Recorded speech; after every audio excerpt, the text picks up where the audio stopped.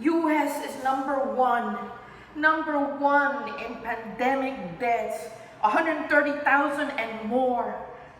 And all those killings, Black Lives Matter, Breonna Taylor, and so many more.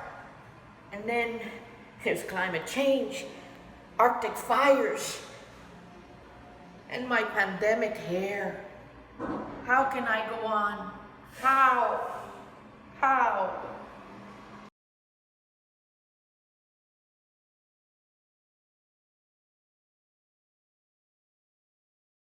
4 months. 4 months home sheltering. Me vuelvo loca. Loca. How did she do it? She didn't whine about it. And she had tough times too. She was born in a farm, and she was illegitimate, a beloved child. And lucky for her, her grandfather had a library with books, and there she learned to read and write, and that changed her. It gave her a passion for a life of the mind. How did she do it? She did the impossible. She, Sor Juana Inés de la Cruz, the Mexican poet nun, she did it. She was able to write and be published. Published in the 17th century. How did she do it? She was smart. She went to a convent, and there in that cloistered convent, she made a room of her own where she could write and write and write and write. She wrote bawdy poems. She wrote poems of love to the viceroy, her patron of the arts. She wrote gender-bending plays. She wrote liturgical songs. She knew Latin, so she could carpe diem with the best of them. And she wrote in the indigenous language of Nahuatl. She was both high and low art. And the important thing was that she did not go out because she was cloistered. But people came to see her because she became so famous. Everybody came, worldwide dignitaries came to visit Sor Juana Inés de la Cruz. There, she recited her poems. She was like a rapper before rappers existed. She would recite on the spot. El que peca por la paga, el que paga por pecar. Boom, mic drop. That was Sor Juana. So famous, the church fathers, they had to put the kibosh on that. She had to be stopped. And they stopped her. She had to give away all her books. A library she had amassed, one of the biggest libraries in Latin America at the time. And her death resonates now for us because she died in a pandemic, the plague in her times. She died at 46. But at night, I pick up the book and I start to read Hombres Necios, Silly Ignorant Men. And it's like she's talking to me. Sor Juana Inés de la Cruz, a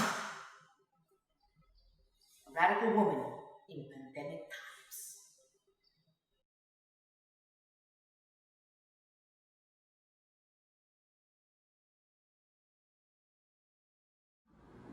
In the year 2000, Beacon Press sent me a book, Kindred, by Octavia Butler.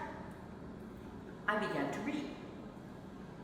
I lost an arm on my last trip home, my left arm, and I lost about a year of my life and much of the comfort and security I had not valued. I was hooked. I started to read more Octavia Butler after I finished. Dawn, Parable of the Sower, Parable of the Talents, and I had to know more about Octavia. She started to write when she was 10 years old, and at 12, she discovered sci-fi. She really liked sci-fi, but it was a double-edged sword. You see, sci-fi gave the freedom to tackle the isms, capitalism, sexism, racism, but it has a bad rep. Sci-fi is supposed to be just for 15-year-old boys. In the 1970s, she was writing sci-fi, an African-American woman writing sci-fi that was unheard of. And not only that, she was writing main characters who were people of color. They told her not to, but she didn't care. She thought to herself, I can insert myself into these stories, and she did. Her sci-fi is literary, and it's real. Those aliens she has, oh, they are real. In fact, she was writing about aliens who people distrusted. And why? Because they were so different. That makes you think. She was writing about Big Pharma. She was writing about climate change. And in one of her novels, there's a president, a nominee for president, who has a platform.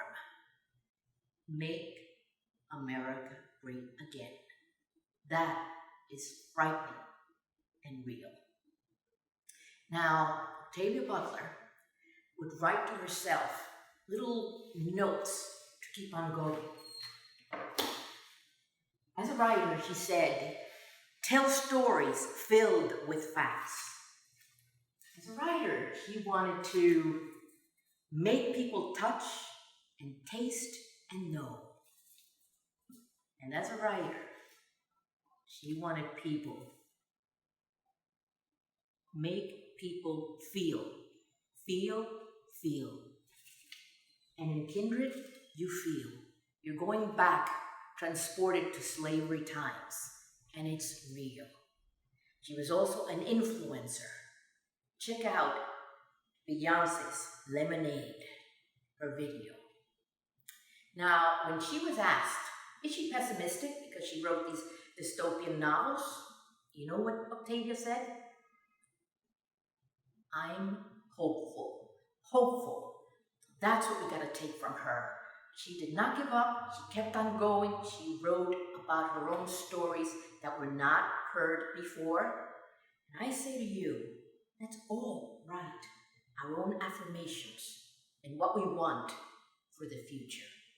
Octavia Butler, a radical woman for pandemic times.